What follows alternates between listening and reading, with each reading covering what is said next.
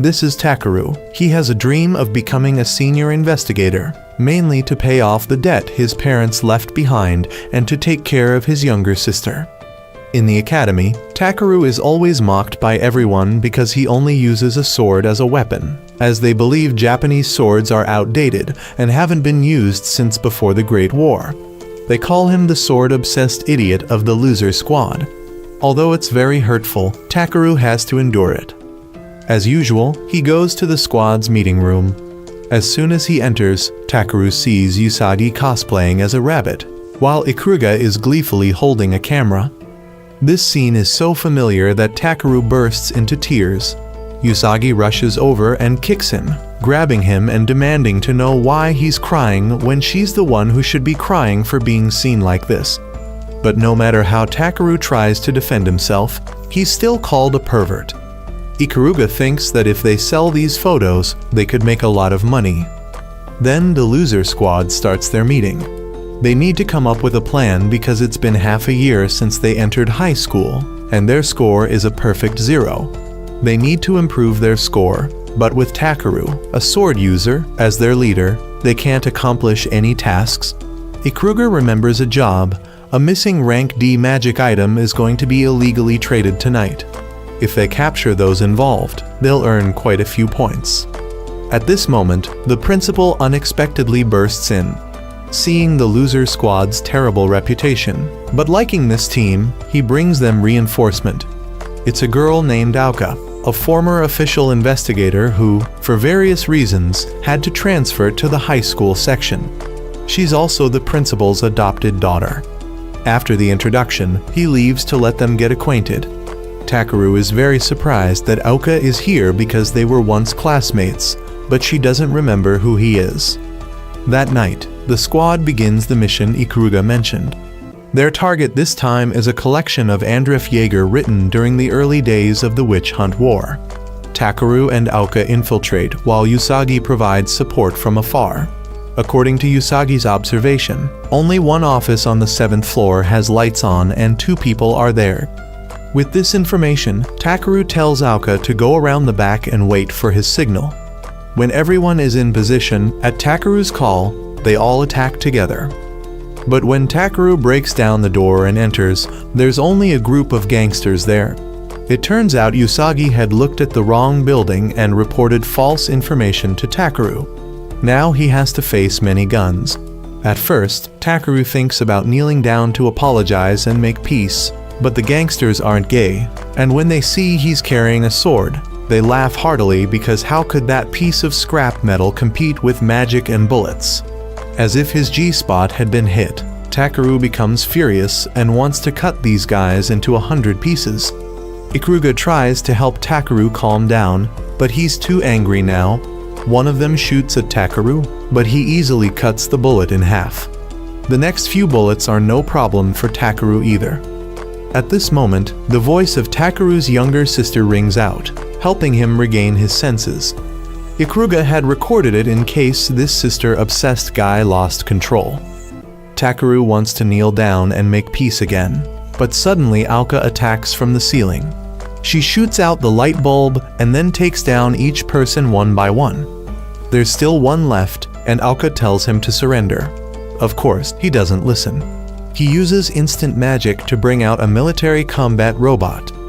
Auka tells Takeru to hide while she can handle this alone.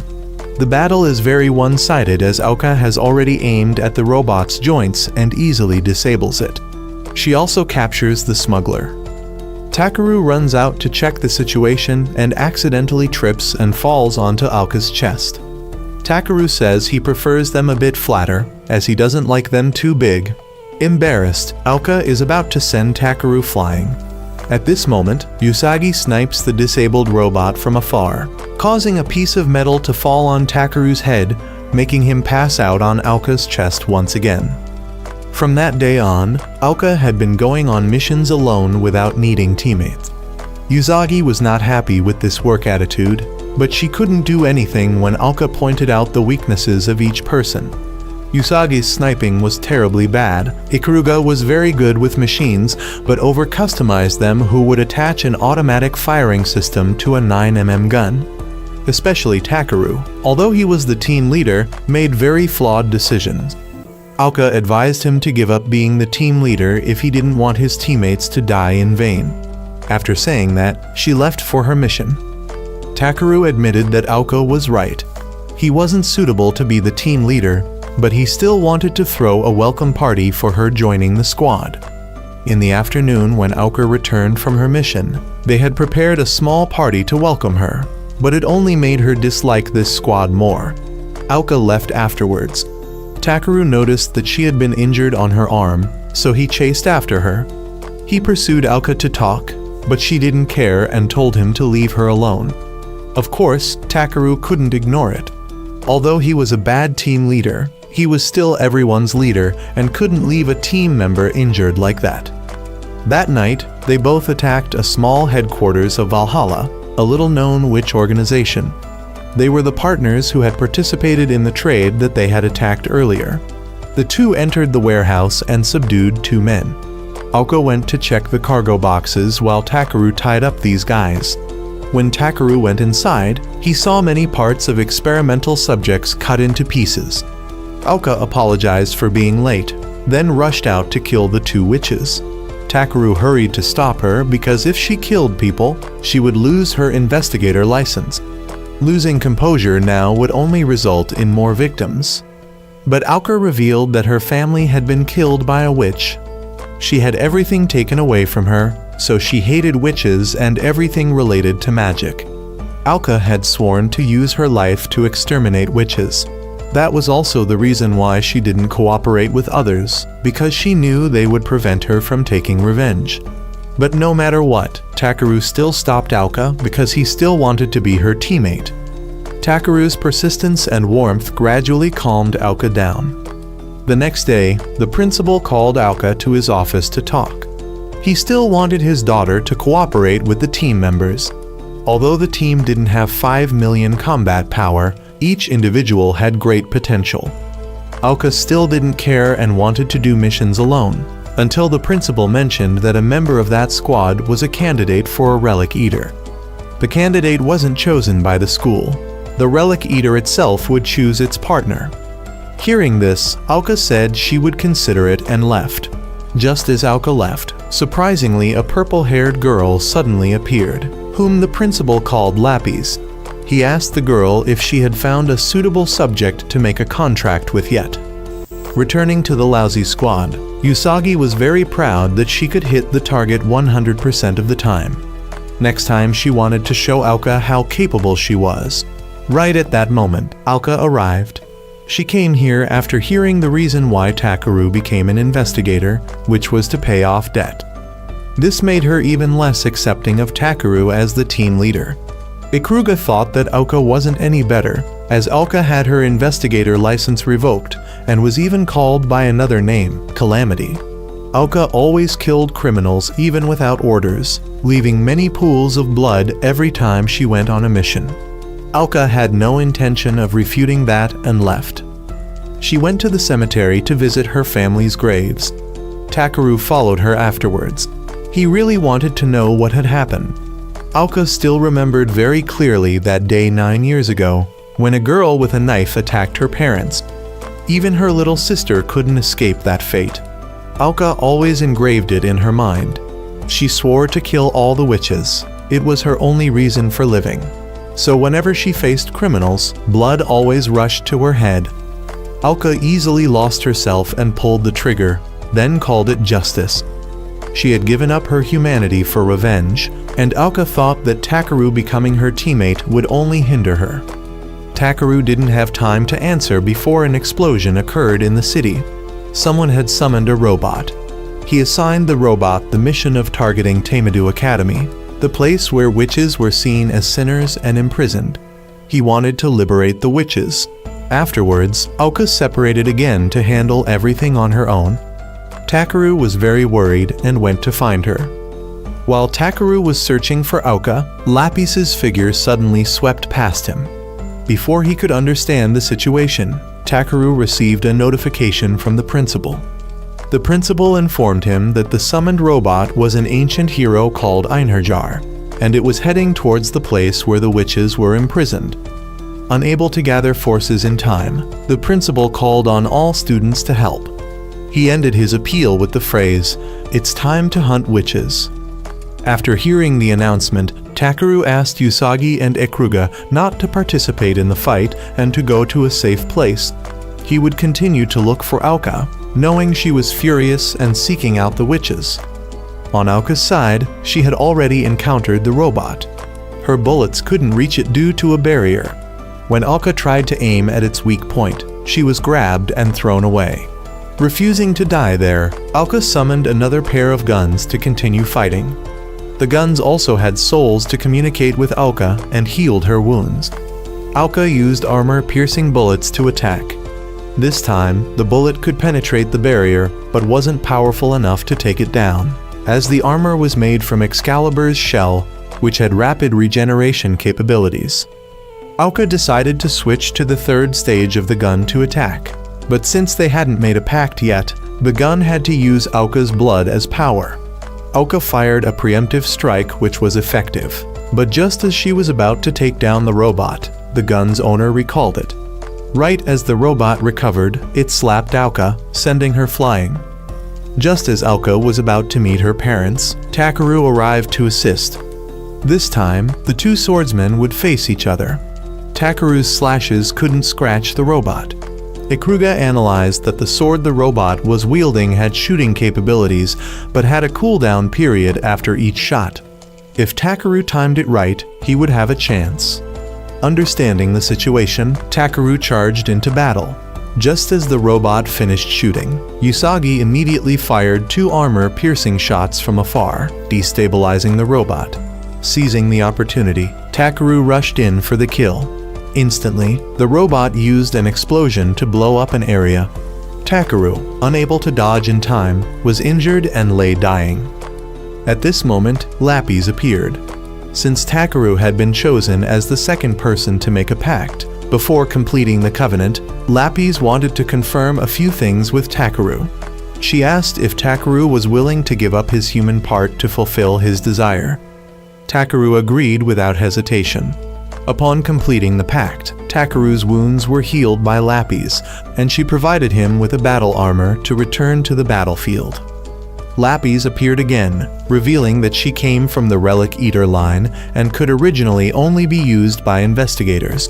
She said she would explain more when there was time, but for now, Takeru would continue to fight. This time, he didn't need to dodge but directly slashed the bullets. The power of both sides was now evenly matched. The robot planned to use another explosion, but Lapis explained that Takeru could also use a burst. Hers was an absolute counter, absorbing the enemy's power into the sword and returning it to them. Just as the monster launched its attack, Takeru concentrated power into the sword, making it glow, and delivered a final blow to defeat the enemy. The summoner was satisfied with this result and left. Afterward, Takeru sat down to talk with Aoka. He couldn't say he understood her situation or advise her not to seek revenge, but instead, he wanted Aoka to trust her teammates. He would shoulder half of that burden for Aoka. Then Takeru collapsed on Aoka's lap. At the principal's office, an investigator had captured a witch believed to be an accomplice of the recent witch incident. However, her memories had been erased to prevent information extraction. The principal thought her accomplices might appear to rescue or eliminate her, so he brought the witch to his academy.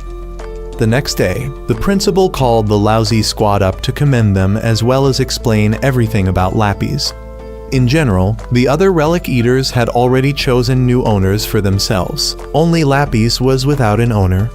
As the only sword-type weapon, she wanted to choose someone with excellent close combat abilities, and that was Takeru.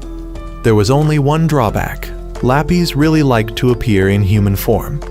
The principal didn't want her to cause confusion with other students, so he had to put her in the same class as Takeru. He even made fake documents for Lapis as Takeru's sister. Moreover, today he called the entire squad up here not only to praise them for the riot incident, but also to assign another mission to the squad. Then he called in a girl. She was Mary. The principal explained that the academy had just implemented a new experimental system that allows witches to enroll in the school and join the Investigation Institute. In other words, Mary was the first witch to enroll. To avoid unnecessary incidents, the principal wanted the squad to protect Mary. Of course, Auka didn't like this idea at all.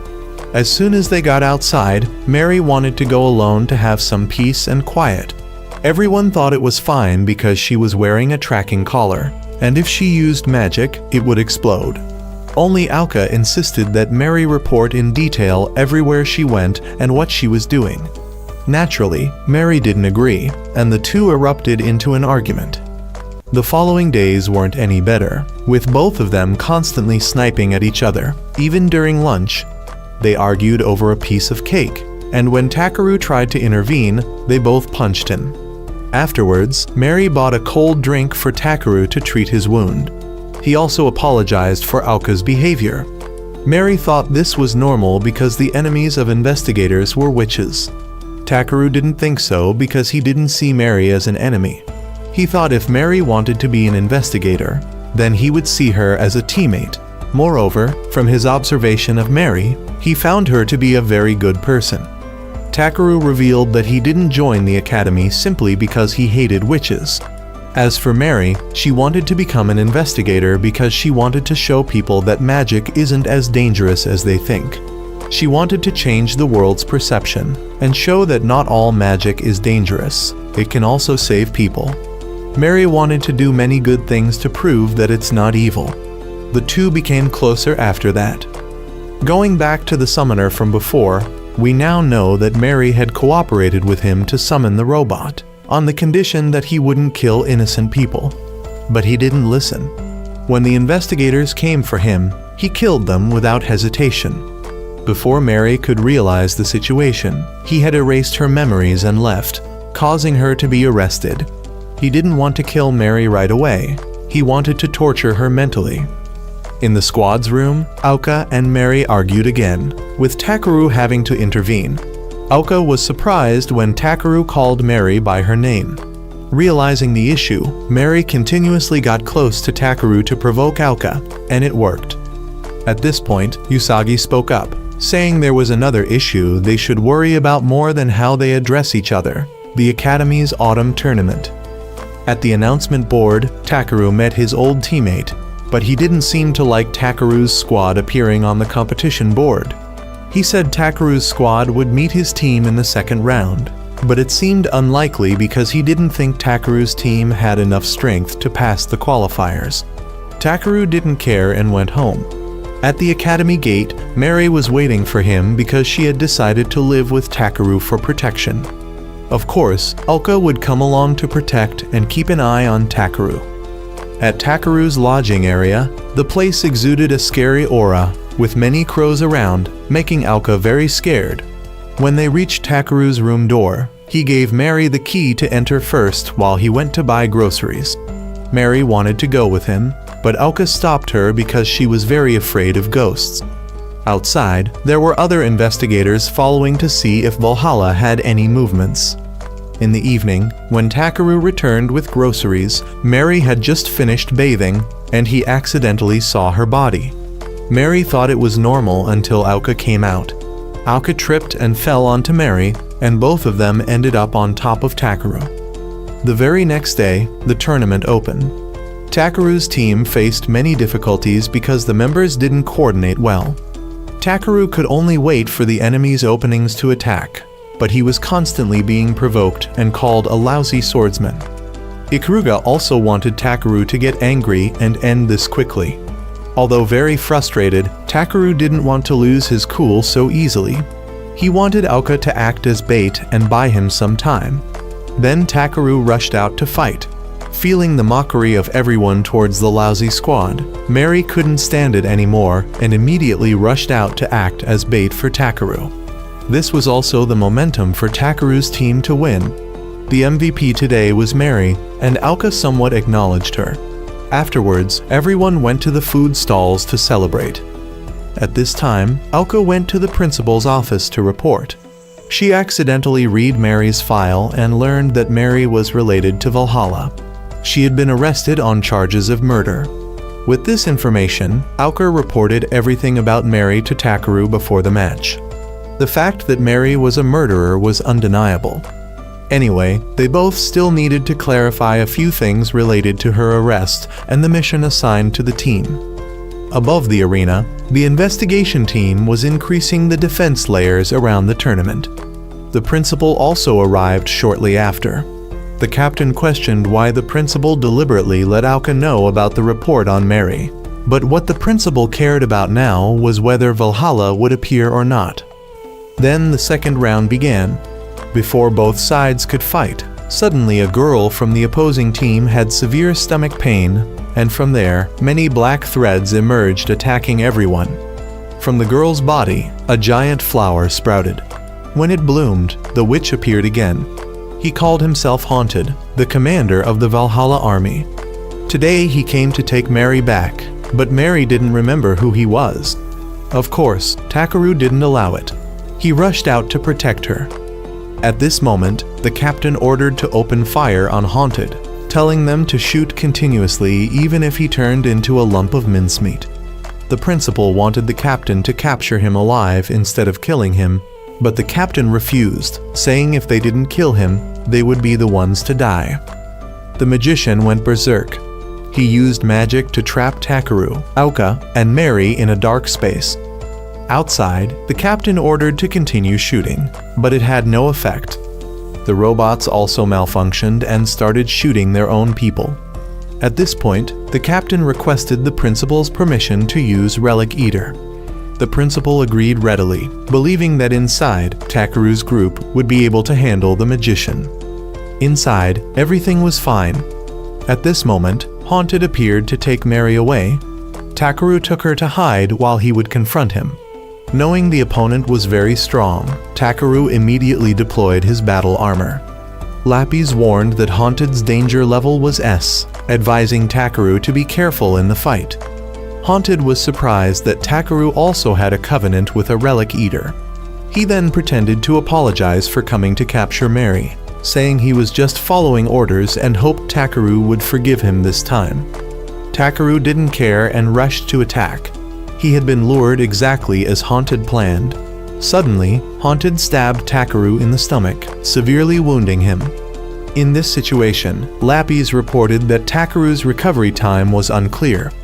At this point, Haunted also equipped himself with a battle armor. On Aoka's side, she had found Usagi severely injured in the eye. Ikuruga also arrived shortly after. At this time, the principal contacted Aoka from outside. Aoka wanted to accuse and arrest him for the crime of detaining Mary. After reading the indictment in his office, she had investigated the crime scene. There she found some remnants of magic, but when checked, it wasn't Mary's magic attribute. A magician can't have two different attributes, and Aoka was sure Mary wasn't the murderer. She accused her adoptive father of wrongful arrest. The principal happily negotiated with his daughter.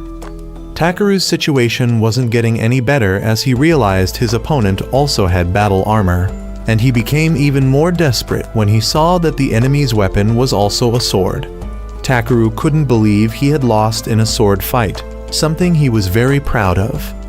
At this time, Haunted wants Mary to return to him, but Mary refuses because she still has amnesia and doesn't know who he is. He breaks the memory erasing spell on Mary, and she remembers everything. Memories flood through her mind. Mary used to be in an orphanage, but it was soon burned down by the Valhalla group. They also captured all the orphans. Haunted appeared and asked Mary to cooperate with him to save the children, but he didn't keep his promise at all. Mary remembers everything, making her very desperate. Now Haunted gives Mary two choices. First, if she returns to him, he won't kill Takeru, and he'll also let her meet the children. Otherwise, Takeru's death is inevitable. Takeru stands up and exposes him, revealing that the children Mary tried so hard to save are actually no longer alive. He and Aoka witnessed everything with their own eyes. Haunted proves that he isn't lying by summoning the children's spirits to meet Mary. Witnessing the truth before her eyes, Mary screams in despair. Her desperation makes him even more excited. Takeru comforts Mary, saying if she wants to punish herself, that's fine, but if she wants to atone for her past actions, instead of punishing herself, she should dedicate her life to using magic to save people. If that burden is still too great for her to bear alone, he will stand up and shoulder half of that burden for her. Takeru has recovered and enters into a fighting stance with Haunted.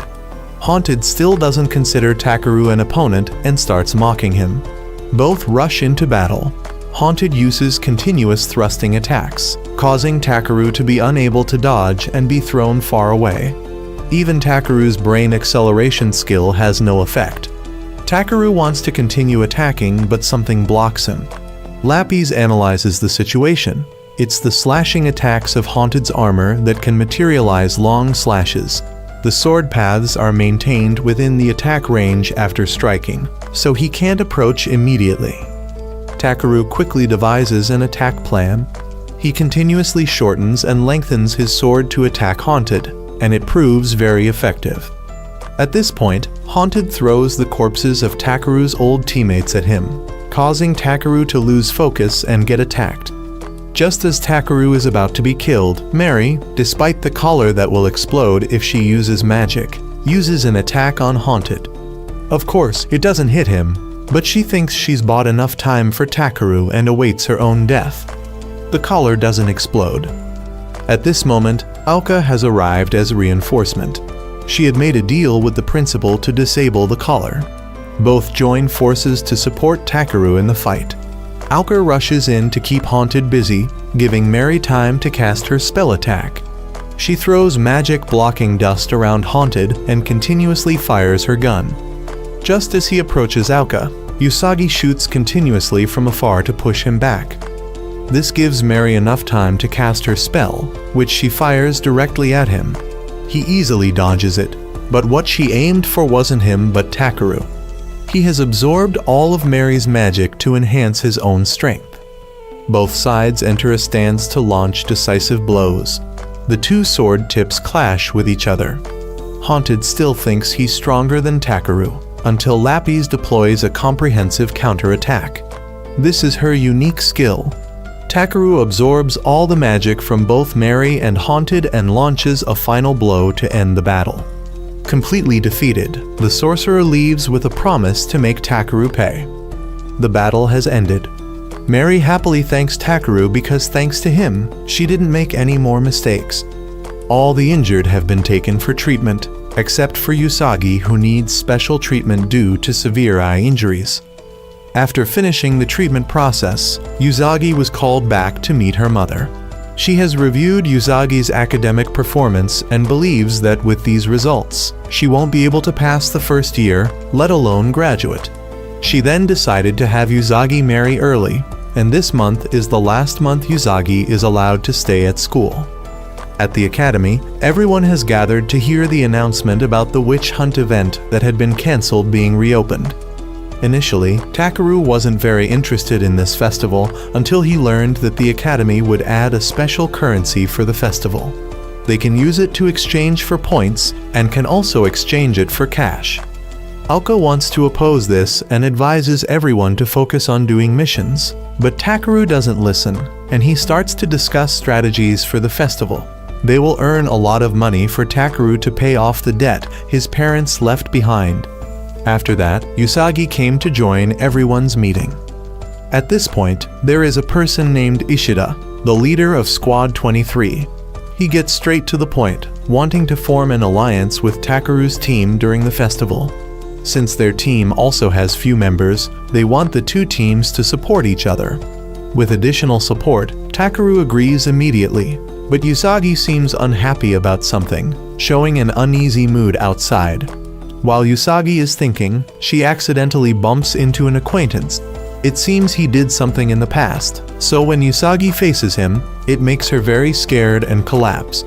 Just then, Takeru passes by and sees this scene. He immediately comes to protect Usagi. The man introduces himself as Ryama, Usagi's childhood friend. He asks Takeru to take care of Usagi because she is a very important person to him, then leaves first. Usagi, being too scared, also faints. On Aoka's side, she has met the student council president. This is Nagaru, who gets straight to the point and wants to ask Aoka for help with something. It's to catch a witch named Mifai, a witch who can manipulate human minds. People propagate that this witch is just an urban legend, but the president reveals that her people have been attacked. All were killed except for the president and her secretary. The president also mentions Ryuma's name. He just arrived here a month ago, but has already become the executive committee leader and done a lot for the school. It also coincides with a month since the president's side was attacked, so she wants to ask Aoka to keep an eye on him. At the infirmary, everyone has visited Usagi and left one by one to give Usagi quiet space to rest. Takeru was about to leave, but Usagi unconsciously holds him back. Takeru decides to stay with her. Late at night when Usagi wakes up, Takeru is still there with her. After that, he takes Usagi home. On the way home, Takeru wonders about the relationship between Usagi and Ryume, but Usagi avoids the question and doesn't want to answer. Takeru still wants to know and hopes Usagi will tell him so he can help her. Usagi says she's about to marry him because if she's married into his family, her family's future will be brighter. She also reveals that this is the last month she gets to be with everyone, then runs away. Takeru chases after her and invites her to his home. At the lodging, Usagi is bathing and keeps thinking that today will be the day she loses her virginity to Takeru. They will eat before the bell so she doesn't marry Ryuma, so she is bathed very carefully. Although she says she doesn't like it, thinking about the scene of the two having children together makes her reconsider.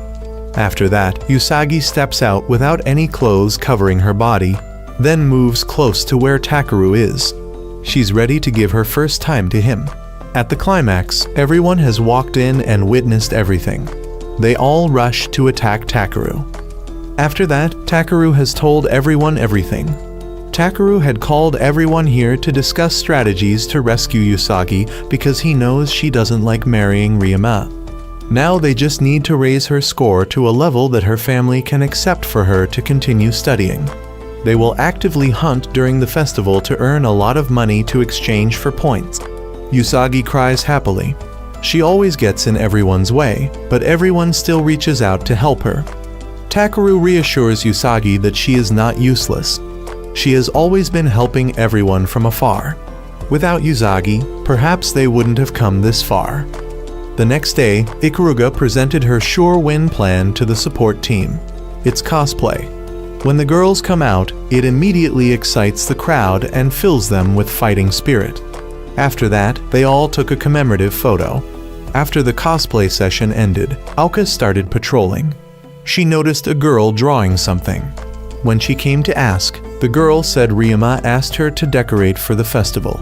Feeling unusual, Aoka asked her weapon to show her the entire academy from above, and she discovered this is a kind of magic formation to control people's minds, with an extremely wide range of influence. At Takeru's place, while he was taking out the trash, Ryume came to find him. He came to provoke Takeru and even revealed that Usagi had killed her own brother, making him furious and wanting to punch him. He promised not to give Usagi to someone like Ryume. After that, he went to find Usagi again, but this time she wasn't afraid anymore because she had her teammates by her side. He mentioned again the pain of losing her brother, making her lose her composure and faint. After that, he took her away. After Aoka realized that Ryume was actually Mifai, she and the student council president's secretary prepared to capture him. As soon as they burst in, she saw Usagi lying on the ground. Suddenly, the secretary revealed her true identity. She had been possessed by Mifai. She had dealt with the president before coming here. When Aoka was distracted, Ryume stuck a charm on her forehead, allowing Mifai to possess Aoka. On Takeru's side, he received a call from the student council president. She wasn't actually dead because she had worn a bulletproof vest. She called to inform him that Aoka was in danger and needed the help of the useless squad. Mifai's plot was to reclaim her body being kept in the academy. She would use a magical artifact to brainwash the academy. With this information, Takeru called Lapis to track Aoka's location, but she could only find Usagi's location at the church. He wanted to ask Mary to help break the brainwashing magic. At the church, Usagi was now wearing a wedding dress. She remembered when she was young, playing with her brother. Her brother took out a gun to show her. She thought it was a toy and kept asking to hold it. Of course, her brother didn't allow it. They struggled over it, causing the gun to accidentally fire and kill her brother. When Usagi was standing in front of her brother's grave, Ryume came and laughingly asked how it felt to kill someone. Usagi refused to answer, making him angry and slap her. He then declared that she would be his in the future. When Usagi woke up, Ryume was sitting on top of her. He said this was their wedding night, but Usagi firmly refused, making him furious for all his preparations. He slapped her. Usagi helplessly let him do whatever he wanted. In the moment of about to lose everything, she looked at the picture she had taken with everyone. They all promised to stay by her side to help. Not wanting to disappoint everyone, Usagi fought back. She bit him on the shoulder, then threw him to the floor.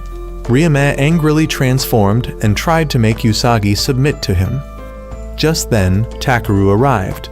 He kicked Ryume into the wall, then told Usagi to leave first to help Mary save Aoka. As for Ryume, he would beat this pervert to a pulp. Usagi wanted Takeru to promise that after everything was over, she wanted him to pat her head again. Takeru agreed, and Usagi left. Fighting this guy, Takeru only needed one move to finish him. He even pretended to finish him off to scare him so much he wet himself. After that, Takeru left to find everyone.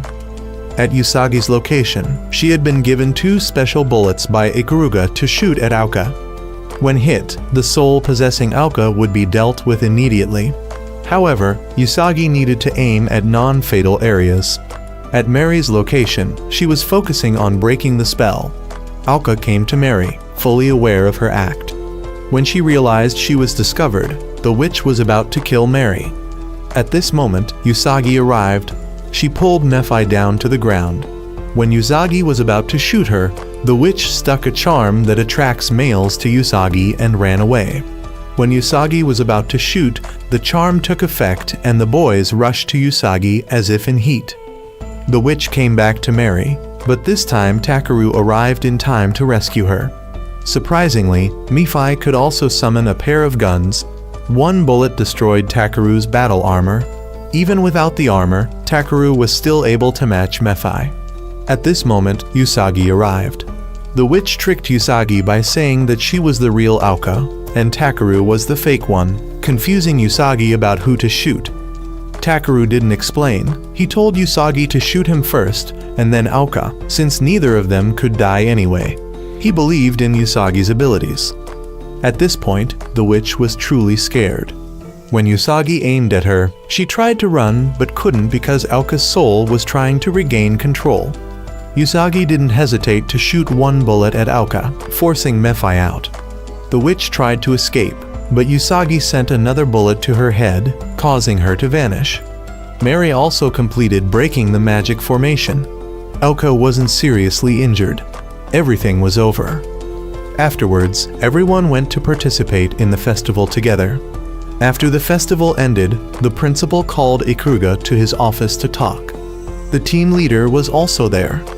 The principal showed Ikuruga a photo of a dark elf cell. According to the team leader's explanation, the alchemists wanted to turn it into a weapon. Because Ikuruga used to work as a genius alchemist, the principal asked if she knew anything about it, but Ikuruga didn't care and left. As soon as she got outside, she contacted someone. On the day the scores were announced, the incompetent squad was still at the bottom of the rankings. At this rate, they wouldn't make it past the first year. Ikuruga said she could hack into the system to change the scores for the whole team, but everyone refused. Then everyone started meeting to find ways to earn points. Ikuruga and Aoka started arguing again because they didn't agree on the approach. Seeing them being so noisy like this reminded Takeru of the peaceful days when the team was first formed, when it was just him and Ikuruga. At this point, Ikuruga announced to everyone that she would be taking a few days off from school due to work and left early. Takeru remembered the first time he met Ikuruga, when he still lost to her in a match. Ikuruga had wondered why Takeru didn't draw his sword. Takeru believed he only drew his sword when his opponent also used a weapon. Ikuruga really liked his straightforward nature, and they became acquainted after that. When Ikuruga left, everyone felt that she was behaving very strangely today, so they decided to follow her. At a headquarters in a ruined city, Haunted came to talk to a researcher who looked very similar to Ikuruga. His jokes had no effect on her. This woman was Isuka. She reported the failure in reviving the Dark Elf. Isuka had betrayed the Alchemist Corporation to work for Valhalla, as she felt this place would help her revive the elf race. Suddenly, Isuka's head hurt terribly.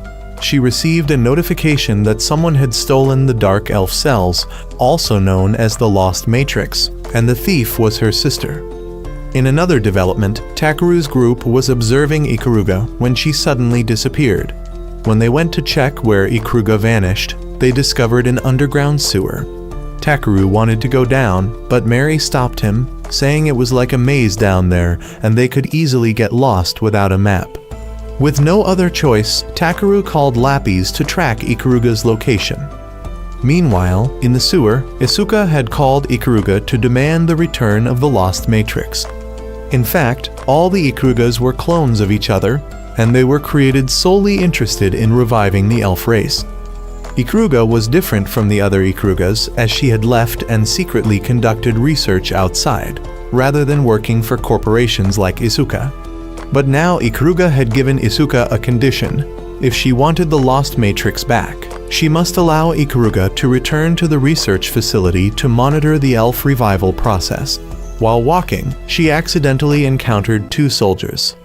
Back with Takeru, Lapis was certain that she had provided the correct location of Ikuruga to the group, but it turned out to be a mafia hideout, causing the whole group to be attacked. While running, they accidentally encountered Ikuruga being escorted away. Takeru quickly rescued her, but everyone got separated due to a rain of bullets. While Takeru was running with Ikuruga, they were accidentally hit by a cannon shell. Takeru shielded Ikuruga and was severely injured. Takeru wanted to go save everyone, but the wound was bleeding heavily, causing him to faint. Ikuruga quickly took him to a safe place. She contacted Isuka, warning her that killing her was fine, but if Isuka's mercenaries killed her teammates, she would destroy the Lost Matrix, making Isuka cautious. The principal had received news about the attack. The Alchemist Corporation had contacted the principal, asserting that it wasn't their doing. To prove it, they were ready to provide 15 samples of their latest combat robots to the Academy, free of charge, so the principal could destroy Research Center No. 5. The principal gladly accepted it. Then he mobilized all investigators to prepare for a witch hunt. At the research center, Usagi, Aoka, and Mary had been captured. Isuka came to talk to all three. She was surprised that her sister had friends. Then Isuka recounted Ikuruga's past. Isuka and Ikuruga were both biological weapons created to research the elf revival process.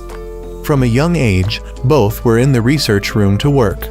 As they grew up, while Isuka continued researching, Ikuruga discovered new things outside the world, such as family.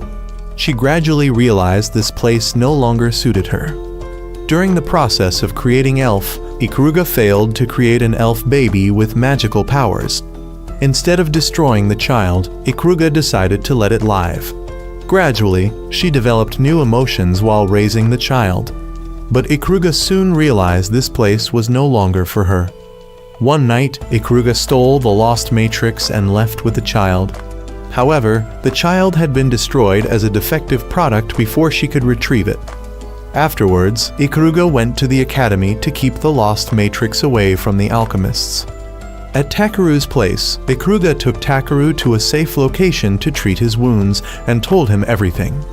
Takeru asked Ikuruga what she really wanted by going back to that place and using the Lost Matrix for transactions. He said if she needed his help, he would still help her, and if she did something bad, he would stop her. Ikuruga was happy to hear those words and felt relieved being with Takeru. Ikuruga suddenly sat on Takeru. Before truly saying goodbye to Takeru, she wanted to experience human feelings, which is making love. Aoka started to undress. Takeru wondered why they had to say goodbye. As they were about to act, Isuka arrived to take Ikuruga away. With no time left to volunteer, Ikuruga kissed Takeru goodbye, then injected something into him that prevented him from moving. Afterwards, Ikuruga met with Isuka. As per their deal, she had the others released. Usagi wanted to return to the research center to save Ikuruga, knowing Ikuruga had done something to help them escape. Usagi didn't care about Ikuruga's past. She only knew her friend was in danger and wanted to help. Everyone agreed and set off to rescue Ikuruga. Just then, a group of robots passed by heading straight for the research center, followed by the principal's limousine. He warned that war was coming and told everyone to return. After hearing Aoka's explanation, the principal provided weapons to everyone and reminded Aoka she could freely use the Covenant. Elsewhere, as the drug wore off, Takeru tried to go outside. He begged Lapis to help him find his teammates.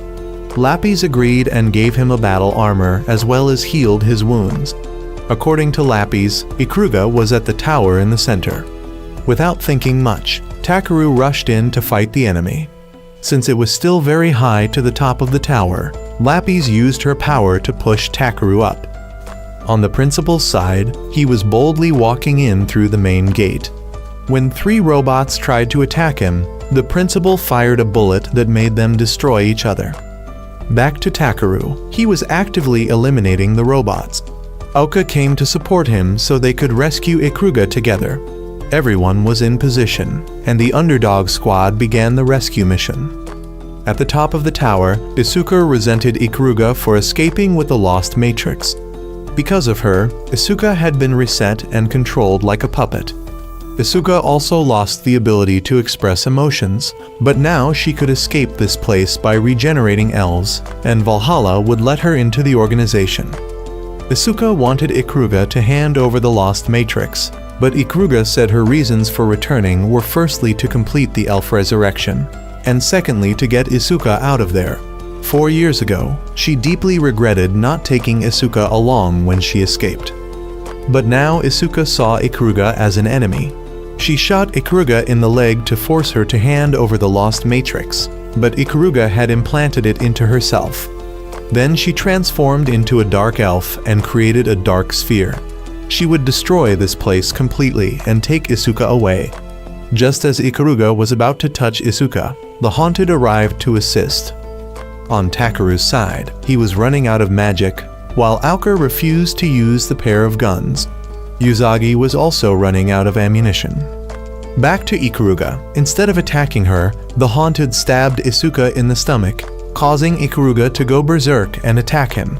She blew up an entire area and lost her power. Isuka couldn't survive either. The Haunted was still alive and created a dragon to attack Ikuruga, causing her to fall, but fortunately Takeru arrived in time. Takeru asked Lapis to analyze the situation. According to her, their chances of winning in a direct confrontation were 4%. Ikuruga criticized Lapis as being quite useless, saying that if it were a normal dragon, it would be difficult. But since it's a mechanical dragon, they just need to aim for its core. The dragon began destroying the surroundings. Following Ikuruga's instructions, Usagi reached the weapons station of the research center. The gun could only fire once and needed 5 minutes to reload. Meanwhile, Takeru was trying to lure the dragon towards himself. Usagi's first shots missed due to her nervousness, but thanks to everyone's support, she was able to calm down and hit it. However, the dragon wasn't dead yet. Usagi had only destroyed its outer shell. The dragon slammed Takeru into a wall. Just as it was about to bite Takeru to pieces, Aoka rushed out to shield him and was severely injured. Takeru used all his strength to stab the dragon's core. But at this moment, Lapis announced that Takeru had run out of magic and his battle armor was about to disappear. At the most desperate moment, Mary fired a massive amount of magic into Takeru's sword. Immediately, he activated a full counterattack and sliced the dragon in half. The battle was over. After a period of recovery, everyone continued their mission to earn points. Ikuruga found a mission to catch a smuggler scheduled for tonight, but she thought Aoka wasn't suitable for this mission. Feeling insulted, Aoka insisted on participating despite Ikuruga's warnings. This mission required everyone to disguise themselves in a bar to find the target. They had to serve customers, including some old men. Not knowing how to serve properly, Aoka caused trouble when a customer tried to touch her. Fortunately, Takeru appeared to handle the situation. After a while of serving, Aoka noticed a suspicious item on a customer. As soon as she had the chance, Aoka grabbed the item and destroyed it. But it turned out to be just a game console, and the real smuggler had already escaped. In the end, they still managed to catch him. Afterwards, the team brought the item back for Ikuruga to examine. It was just an F-rank ring that would earn them at most 5 points. Ikuruga discovered its function was to attract the person one likes when worn. She was about to try it on, but Usagi snatched it as she also wanted to try. Mary wanted it too, and as they fought over it, the ring accidentally fell into Takeru's hand. The surrounding space suddenly turned pink, and the girls began clinging to Takeru, having been enchanted by the ring. Even Lapis was affected. Everyone wanted him for themselves. The situation only ended when Ikuruga vomited on Takeru. A few days later, the squad went on another mission. This time, they were to investigate why summer wasn't ending at the beach. Upon arrival, instead of investigating, everyone changed into swimwear to enjoy the beach. The girls wore beautiful swimsuits, but Takeru only noticed Lapis wearing the school swimsuit. They all played together, while Ikuruga couldn't stand the heat and fell asleep. After playing, they went to eat. While eating, Takeru suddenly had a stomachache and rushed to the bathroom. Lapis wanted to follow but was stopped. At this time, Aoka noticed many injured people. Lapis analyzed that they might have been attacked by a monster that could make summer last forever. Usagi wanted to investigate in the sea, but Aoka couldn't swim, Ikuruga was lazy, and Takeru was desperate in the bathroom. With only 3 people left, Lapis came up with a plan to investigate by using Usagi and Mary as bait for the monster. After a while, the monster actually appeared and started dragging them down. Lapis tried to pull them up, but the fishing line couldn't bear the weight and broke. Just as they were about to drown, Takeru finished in the bathroom and, along with Lapis, dived in to save them. Although he couldn't swim, thankfully his battle armor didn't let water in. Takeru turned Lapis into a fishing rod and caught the monster to save everyone. The mission was completed. Today, Takeru visited his little sister, Kaisuke, who was in a top-secret detention room. She had been imprisoned for some reason. When the siblings met, Takeru recounted his experiences with his teammates. Then the visiting time was over. No matter what, Takeru wanted his sister to have a normal life. He promised to find a way to get her out before leaving. As usual, the Lame Squad has completed many missions to earn points. With their efforts, their scores have improved significantly. In another development, the principal is trying to control Kaisuke, as the little girl's power is too dangerous. When Kaisuke releases it outside her body, anything that touches it will become a part of her. This corrosion will continuously repeat without stopping, and it will eventually devour the entire planet if they don't do anything. Therefore, the principal is forced to kill Kaisuke repeatedly every time she resurrects. Just at this moment, there's another warning. Kaisuke has lost control again and is unleashing her power. The team leader must personally confront Kaisuke. Takeru's group continues their daily mission. Their target this time is a wizard. They disguise themselves as tissue distributors to approach him. When Usagi offered, he didn't take it, but when Mary offered, he quickly took it, proving that this guy likes flat chests. However, he soon realized something was wrong with the tissue and turned back to attack the team. The bullets he fired suddenly grew into monster trees. Everyone stayed behind to deal with them while Takeru chased after the wizard. When he chased him to an alley, Kaisuke suddenly appeared. She had already obliterated the wizard and came to meet Takeru. He was surprised that his little sister had escaped and found him. Then the little girl fainted from exhaustion.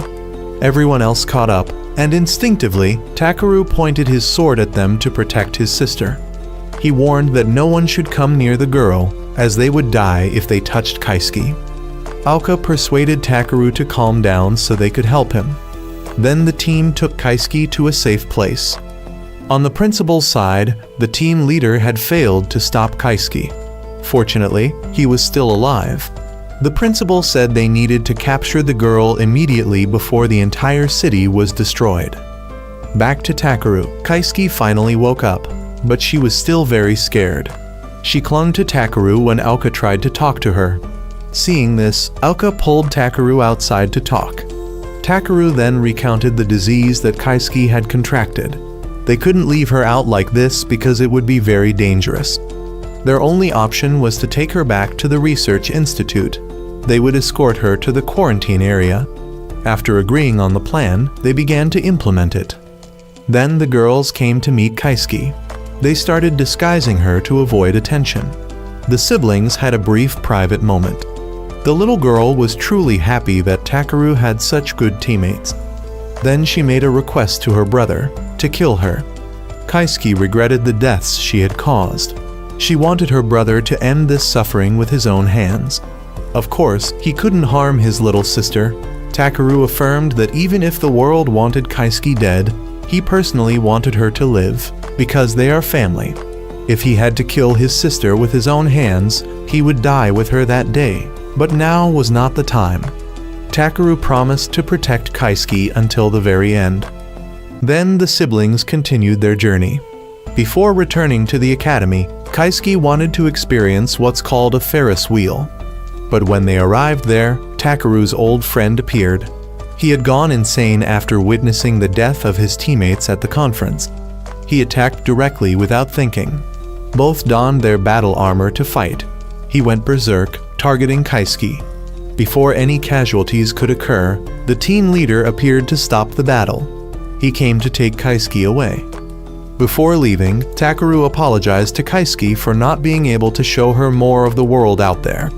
Kaisuke said it was okay and hoped Takeru would keep his promise, then fainted. The principal came to inform Takeru that Alchemist had expressed a desire to cooperate in dealing with Kaisuke.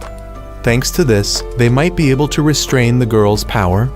In exchange, Kaisuke would be transferred to a new facility, and Takeru would not be informed of its location to prevent Kaisuke from losing control and going to find him again. He said it was all for the benefit of the two siblings, then left. While they were transporting Kaisuke, they were suddenly attacked. It was Valhalla wanting to capture Kaisuke. Returning to Takeru's past, he had found a little girl in the warehouse. When he asked his father about it, he learned that she was his sister. It was revealed that daughters of the Takeru clan were born as demon vessels. For generations, they had a covenant to kill daughters immediately after birth. However, the demon's power grew over time, and now Kaisuke had become completely immortal. No matter what was done, the little girl could not die. Until one day, Kaisuke escaped and massacred many people. Takeru's father also couldn't escape the slaughter. With his last breath, he gave Takeru two choices: either kill his sister with his own hands or protect her. When faced with Kaisuke, he decided to protect her. When Takeru woke up, he was imprisoned with Aoka. She also wanted to help bear half of his burden, as he had helped her and others a lot. Later, the chairman used her connections to get both of them out. She also informed that Kaisuke had been attacked by Valhalla. Hearing this, Takeru immediately went to find his sister. Outside, Usagi and others were waiting. Everyone would help Takeru rescue his sister. On the captain's side, when he had eliminated the last one, a person from Valhalla appeared. He was one of Valhalla's leaders. The captain told Takeru's friend to leave first and escort Kaisuke, while he would face this person. In the car, this person wanted to eliminate Kaisuke immediately, as he deeply hated witches. When he was about to shoot, Takeru arrived just in time. Both of them continued the unfinished battle from before. He continuously fired at Takeru, who climbed buildings to dodge, then launched an attack that cut the man's gun into hundreds of pieces. He still wanted to attack, but Aoka arrived. He left with a promise that Takeru would regret not killing him now, then jumped off the bridge. Afterwards, Takeru tried to save Kaisuke. When he carried the little girl out, he could feel all the suffering she had gone through. The principal observed from afar, believing that Kaisuke's power was only fulfilling what the little girl wished for. The principal couldn't directly kill her, so when Takeru experienced the girl's feelings, he hoped Takeru could handle everything himself. At this moment, the haunted appeared again. He gently pierced Takeru's stomach. Witnessing Takeru being wounded right before her eyes, Kaisuke unconsciously unleashed her power. It spread throughout the city, causing severe damage. The director of alchemists came to meet the principal. She was Suzaku. Everything was part of their plan. The principal had to sacrifice an entire area to demonstrate the power of biological weapons. Then he bet with Suzaku on whether Takeru could kill his sister or not. The haunted now wanted to use Takeru as bait for Kaisuke. Aoka immediately attacked. He engaged her, completely overwhelming Aoka.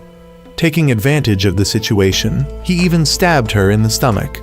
When he was about to finish her off, Kaisuke's power surged. With no other choice, Aoka had to make a covenant with her guns. After the protocol was completed, Aoka also donned an armor for herself. The haunted also geared up to face her. The two fought extremely intensely. At the first opportunity, Aoka punched him into a wall, then took Takeru and ran away with the others. Next, they needed to stop Kaisuke. Ikuruga believed that to restrain the little girl, they had to continuously kill the leaked power until Kaisuke calmed down. Because of the immortal body, the flesh kept developing freely. They couldn't completely destroy it until the world was destroyed. Killing Kaisuke was impossible. Once the little girl didn't want to be killed by anyone else, her power would continuously reject death. The person most capable of killing her was only Takeru, because the little girl had wished to die by her brother's hands. Suddenly, the car was overturned. The flesh had caught up. They had no choice but to deal with this flesh as much as possible. They had to hold out until reinforcements arrived. As for Takeru, Lapis was treating his wounds. And when he woke up, Takeru still had to kill his sister. Everyone didn't want Takeru to bear any more burdens. Now it's their turn to shoulder some of his burden. Everyone cooperates together. Aoka uses her last amount of blood to transform, then rushes out to fight. Inside, Takeru is now blaming himself for not making the right decisions when he was young, causing him to regret now. At this moment, Lapis appears. She informs that there's still a chance. She will give all her power to Takeru, so he can fulfill his ambition. In return, Takeru must give everything to Lapis. Then she asks Takeru once again if he's ready to give up his human part to fulfill his desire.